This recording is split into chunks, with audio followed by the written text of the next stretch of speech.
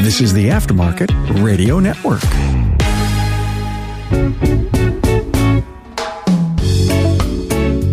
Well, hi, everyone, and welcome to another episode of the Auto Repair Marketing Podcast. I'm your host, Brian Walker.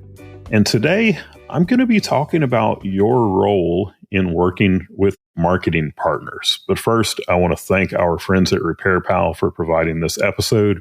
RepairPal is the key that unlocks more business for your auto repair shop. Find out more at repairpal.com/shops. So yeah, there's this idea out there that when you are an auto repair shop owner and you're working with a marketing company, that you get to just call everything done. You know that someone is handling it and you can be completely hands off. And if you want for your marketing to be mediocre marketing, you can do that. We, for example, have clients that they never talk to us, and we do the absolute best that we can for those clients. But the clients who are involved with us on a regular basis, their marketing is so much better. And today I'm going to talk about the reasons why, and I'm going to talk about what your responsibility really should be when you're working with a marketing partner. And look, this is not just when you are working with shop marketing pros. There are a lot of great marketing agencies out there in this industry. They may or may not tell you these things. I will tell you these things for them because it's going to be true pretty much no matter who you are working with, unless you're just working with a company that all that they do is very basic generic marketing, which look, there are plenty of those in the industry. In that case, if they're just doing generic marketing for you, then there's probably not much that you're going to add to it because the stuff that they're putting out there for you, they're putting out there for every other shop anyway. But I do understand that when you originally hire professional marketers, you do that so that marketing can be one less thing that you have to think about. The goal of a great marketing company, it should be to take the heavy lifting off of you so that you can focus on running your business. But marketing is and will always be something that you'll have to give some of your attention to, especially when you're working with marketers who believe in know, like, and trust marketing like we do. So you do have a role in your marketing, and it's important to understand that role and to execute on that role. So let's just go on and get right into it. All right. Number one, you've got to meet with your marketers and actually show up at the scheduled time. If you don't meet with your marketers, they won't know what's happening in your business and in your world, really. So knowing this information, it's at the core of know, like, trust marketing. Your marketers, they need to keep a schedule. And a great marketing company, yes, of course, they want you to feel like you are their only client. But here's a little secret. You're not their only client. You already don't like how much you're paying for marketing. And if your marketers can't keep a schedule, they have to hire more people. And that means they have to charge more. And we know that you don't want that. So show up to the appointments when they're scheduled. All right, number two. You need to get your marketers access to everything they need in order to be able to do your marketing. The quicker you can get them that access, the quicker they can start producing results. And that means access to your Facebook, your domain registrar, your Google business profile, payment information, and anything else requested. We can't get that without you. We are solely dependent on you to be able to get us that information. And we've had people that we work with, and we're working with them for nearly a month before, for example, they get us access to their Facebook page. So that means that there's weeks there that we were not able to do part of what we were trying to do for them. It is your responsibility to get them that access. Here's a little analogy for you. It's kind of like the wheel locks on your customer's car. You know how when you have a customer, they bring in the car and you walk out to the car and the wheel lock is sitting right there on the center console by the shifter? Isn't that like the best thing ever? They were thinking about you when they did that. Be that customer for your marketing agency. The stuff that they need, get it to them, make it easy for them. All right, number three.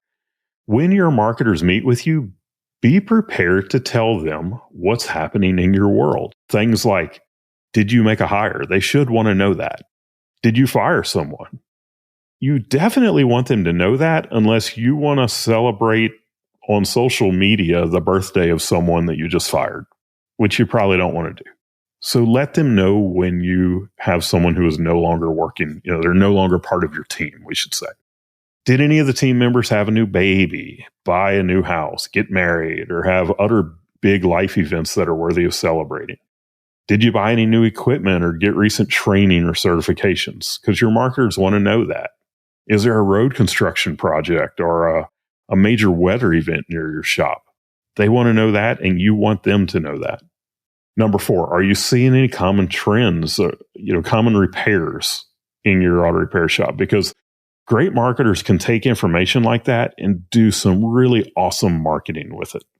Number 5, send your marketers pictures and videos. And I mean lots of them. Overload them. You will never send them so much that they're like, okay, stop. It's not going to happen. Marketers, they love this stuff. Send it to them as much as you can. So go into work camera ready every day. Because if you're that person that's like, I really should do a video about this, but I didn't shave, or I really should do a video about this, but my uniform is looking kind of ratty.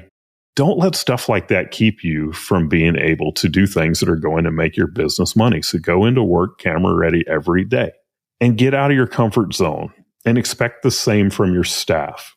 And be willing to get your marketers a picture at a moment's notice. We have a lot of clients that we work with that we do this with. We'll do a blog post for them. And let's say that we do a blog post about air conditioning repair, and we're looking through the pictures that we have from them, and we don't have a great picture of some kind of air conditioning repair. And we'll say, hey, can you get us a quick picture of somebody doing an air conditioning repair on a car? And that shop owner will go out into the shop. They will roll an AC machine up to a car that's being worked on that has nothing to do with the air conditioner, but they'll roll the AC machine on it. They'll take the hoses and lay it over into the engine compartment. Nobody can see if they're hooked up or not. And they'll snap a picture of the technician under the hood of that car with the AC machine beside it. And all of a sudden, we have a great real picture of their employee working on air conditioning, even though that's not really what they're doing. So yes, stock photography can be used, but stock photography kind of sucks. Or, your marketers, they can use stock photography, or they can use real photos of your real team working on a real customer's car. Which one do you want? I know which one you want because we talk to people and they will tell us we don't want stock photos. But then they don't get us pictures sometimes. And it's like, hey, what do you want? You want stock photos or you want real stuff? And then they'll get us the pictures. Just think about that. All right. I want to thank our friends at Repair Pal for making this episode possible.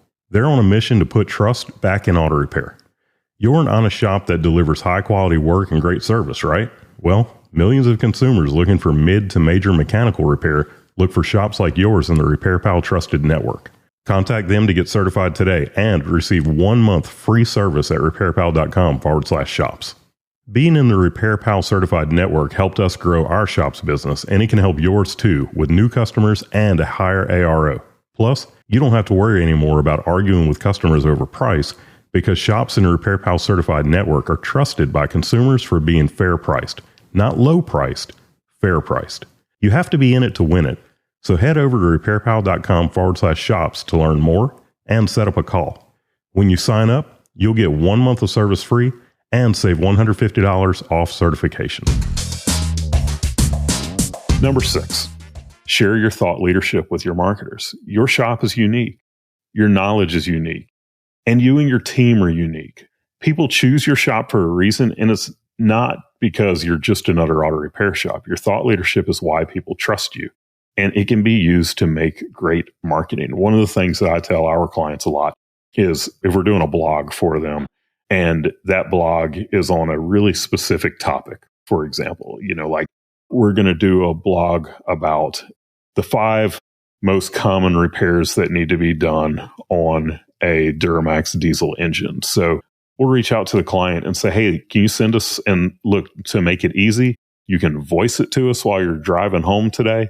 They'll send us a voice message and they'll be like, hey, these are the 5 things that we see. They're not voicing it to us in a way that we're going to take that and turn it into word for word what they said. We just want their thought leadership. And then we're going to take that and put it into some really nice writing that's going to rank well on Google, but it's based on the information that they told us. So now we're not just creating a generic blog post. We're creating the blog post that would have been created had that client written it themselves. without them ever having to write anything.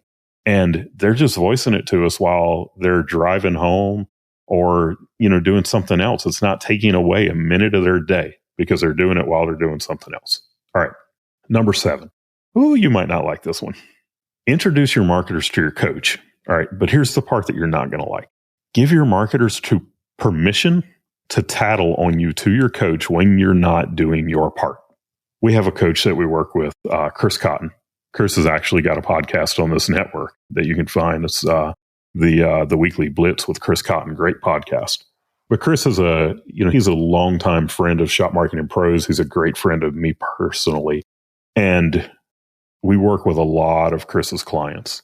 And anytime that we have one of those mutual clients in place where our client is not doing their job or service advisor got poor phone skills or something like that, because they've invited us to tell Chris when something like that is going on. I'll just be like, hey, Chris, we got this client. Here's what's going on. And then all of a sudden, for some reason, whatever we need gets done. And it's because he as a coach has that relationship with them where they're literally paying him to hold them accountable. They're not doing that with us. They're paying us to do their marketing. We don't have permission to hold them accountable in the same way that their coach has to hold them accountable. When you are working with marketers, introduce them to your coach, create that relationship where they can be open about what's going on. And if you're not doing something that you should be doing, they can have that conversation with your coach so that your coach can hold you accountable to it. All right. Number 8, share your numbers with your marketers. We want to know things like, what was your revenue last year? What was your ARO last year? What was your car count last year? What was your profit last year? What was your gross profit? What was your net profit? Like, we want to know all of these things because the work that we're doing should be impacting that. And when we can take that and we can look at it and say, hey, we increased car count by this much, or the revenue was this and now the revenue is this. Oh, but the ARO is this. So we've shifted the type of client that's coming in. Like, it allows us to see things that we wouldn't otherwise be able to see. So share your numbers with your marketers. But the best way to do that is just give us a login to your shop management software, your TechMetric, your Shopware, whatever it is that you're using. Give your marketers a login to that so they can go in and get the numbers anytime they want. They can run reports and they can see it based on particular time frames so that they can analyze what is happening with your marketing. All right, number 9. Share your goals and your dreams and your real expectations with your marketers. And I want to stress that word, your real expectations, because people will come into a relationship with a marketing company. They'll have these expectations in their head like, okay, I'm going to do $1,000 a month Google budget and I'm going to get 200 new clients a month based off of that. And let me tell you, that's not going to happen. If you don't share those real expectations, like if you're just like, oh yeah, I just want, a handful of new clients and, here's what I'm willing to spend on the budget, then you're setting yourself up for disappointment. You're setting the marketing team up for failure. So we want to do everything that we can to set real expectations with you, but we also want to know what are your real expectations, because we can even set those expectations up front. If you have something different in the back of your head, the one that's in your back of your head is the one that is going to stick with you. If we can have a very serious conversation from the beginning to say, this is not an expectation that can be met, then at that point, you can truly make the decision, do I want to spend the money on this or not, if that expectation cannot be met. So share your goals, your dreams, and your real expectations with your marketers. Understanding your expectations, it leads to a much better relationship. All right, number 10, tell your marketers about the other marketing that you're doing and connect them with the other service providers that you're using. So what happens when you do this is it allows us to match messaging. It allows us to share assets and it allows us to avoid overlap. Good marketers, they play nice with other marketers, and they should want to be part of a team where everyone is working to get your shop where you want it to be. But there are times where we've been working with somebody for 6 months and then we find out that somebody else is over here doing this other thing. Sometimes we're completely overlapping. We usually figure that out pretty quick. But you have to tell the people who are doing your marketing about the other marketing that you have. We will make it a point to ask you, what other marketing are you doing? And sometimes we still don't get the answer. So just be open about that. And make the connection so that everyone can work together and do the best job that we all can to meet your goals. All right, number 11. And we've only got 2 more after this, so we're getting there. All right, number 11. Understand that return on investment is based on the lifetime value of your client and not the first visit. Because if you want to see return on investment on the very first visit, you're going to be sorely disappointed in your marketing, no matter who's doing it. The thing is when somebody comes to you for the first time, they don't trust you yet. They don't have that relationship with you yet. When they come to you for that check engine light that's on, and you tell them about that and the major service that they need and the ball joints that they need and the brakes that they need and all of that, they're very rarely, their very first visit, going to say, oh yeah, do all that. Go ahead. They need to build that relationship with you. They need to experience the entire process from beginning to end. They need to see that you're going to do high quality work. They need to see that you're going to treat them well. Like, they need to have a great experience with you. And then 30 days later, they may say, hey, let's go ahead and do that stuff that you recommended, especially when you're following up and you're calling and you're, hey, Mrs. Jones, just wanted to check in. I know we did a check engine light repair for you about a month ago. Wanted to see how everything's going with that. And then when everything is great with that, we recommended a couple of other things when we did that.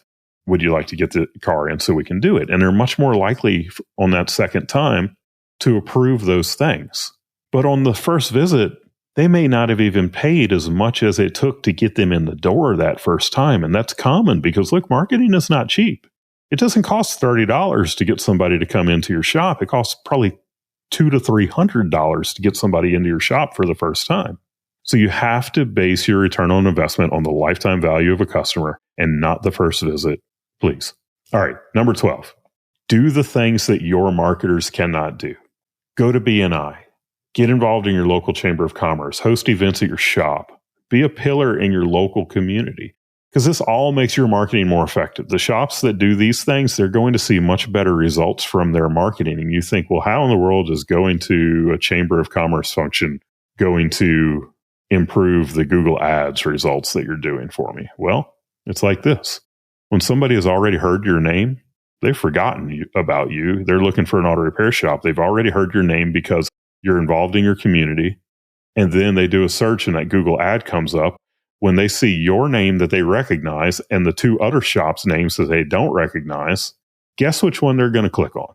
And it is because doing things like being involved in your community and sponsoring the Little League team and having that billboard and going to BNI and all of these things, they build your brand. And I've got another episode about building a brand and the importance of building a brand. We'll put a link to that in the show notes. But when you do those things, it makes all of the other marketing that you do much more effective. It can be that they recognize your name, or it might be what I was just talking about on number 11. Maybe they do feel like they know you, they like you, and they trust you on the first visit because of your community involvement. So now, all of a sudden, when you give them that estimate for all these things that legitimately need to be done on their car on the very first visit, they say, okay, do the things that your marketers can't. I can't go to BNI for you. I can't go to your Chamber of Commerce event for you. I can't sponsor the local Little League team for you. I can't be a pillar in your community in Houston, Texas, when I'm sitting over here doing work for all these clients and I'm in Louisiana. You have to do these things. All right. I could sit there for a while. I've got real soapbox issues with that topic because I see the clients who do those things and how much more impactful the marketing that we do is for them. All right. Number 13, our final thing, create raving fans. All right. And you've heard me use that term raving fans a few times. There's a book called Raving Fans. It is an excellent book. It is a short book. It is easy to read. It's like one of those things where you can sit down for an hour or less than an hour and read that book beginning to end.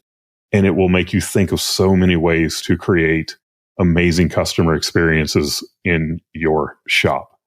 But my point in creating raving fans is it doesn't matter how good our marketing is if you're not providing an excellent overall experience for your clients.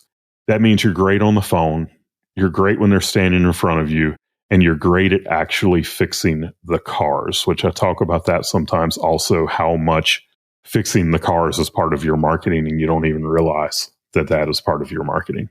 All right. as you can see, or I guess as you can hear, there's a lot that you're still responsible for, even when you hire professional marketers. And your marketers, they should be there to make it as easy as they possibly can on you. But the effectiveness of your marketing needs to be their top priority. So they should be willing to push you when they need to. Thanks for listening in on this episode today.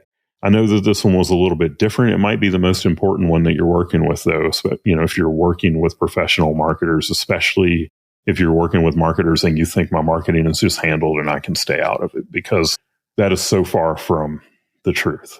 Your marketing is handled, but you need to take some responsibility in these roles in your marketing to make sure that your marketers are set up for success.